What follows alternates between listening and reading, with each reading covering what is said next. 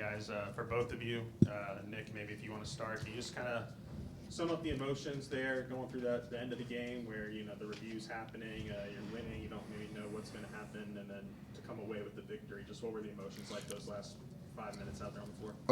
Just a high intense game. Things happen. I don't think it was nothing really serious or intentional. It was all in the moment. Definitely apologize to my team going back to the huddle. Can't have those in bigger games. So just live and learn from it, and that's all we can do right now. What you guys are down 5, 2 minutes left. Just what was the mentality, the conversations like on the floor, whether or on the bench? I mean, what was kind of being said to make sure you guys were able to come back and rally there? I mean, we felt like we weren't supposed to be in that position. We knew we was giving up, too many threes. So I mean, it was do or die time. Just trying to get a stop, and luckily it worked out in our favor. What's preventing you guys from being maybe as good as you want to be defensively right now? I mean, I'd say honestly, we just gotta buy into each other more. Of course, we got a lot of talent, but talent not gonna win a lot of games.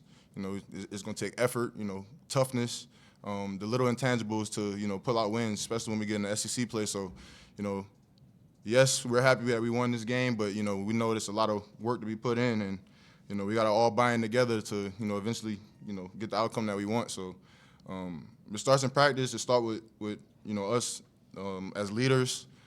So we just gotta just bring it. Change the intensity of the game, and bring it every night and be consistent, persistent. So that's what I say. Yeah, Nick, 5 of 5 from the field for you today, and then 4 of the last 6 points. I guess just for you to have such a big role in the comeback win after maybe struggling a little bit against Samford, just how much does that do for you? Going forward. It does a lot, and I praise our coaching staff a lot because last game, they know that wasn't me. It was one game, but they know that's not me. So I appreciate them pulling me aside, addressing it, and all I want to do is do everything I can for this team. So when anybody the walk-ons or coach or anybody on the staff said that I'm not performing as I usually do, then I kind of take that into mind and want to go into every game trying to be better than the last, and that's what I try to do tonight. And for either of you guys, Winthrop is known for playing a really high pace. I think they came in number 19 in the country for tempo. Did that cause you guys any issues early on, or just how did you guys adjust to that as the game progressed? I mean, yeah, I think it was obvious that it bothered us a little bit. We didn't get matched down in transition a few possessions. Giving up threes, just them putting us in rotation. So yeah, I mean, I didn't know they were the 19th team, but yeah, they play fast. I didn't know that either. Yeah, Nick, just curious what you took exception with on that final play on the tech. Say that again. Just kind of curious what you took exception with on the final play on the tech. I mean, really all I could do is just, go to my huddle and, apologize for the situation because I can't have my team in those type of scenarios, no matter what happens. So, just got to be smarter.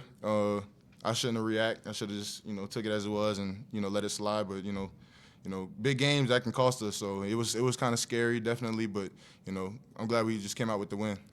Thanks, guys. Good.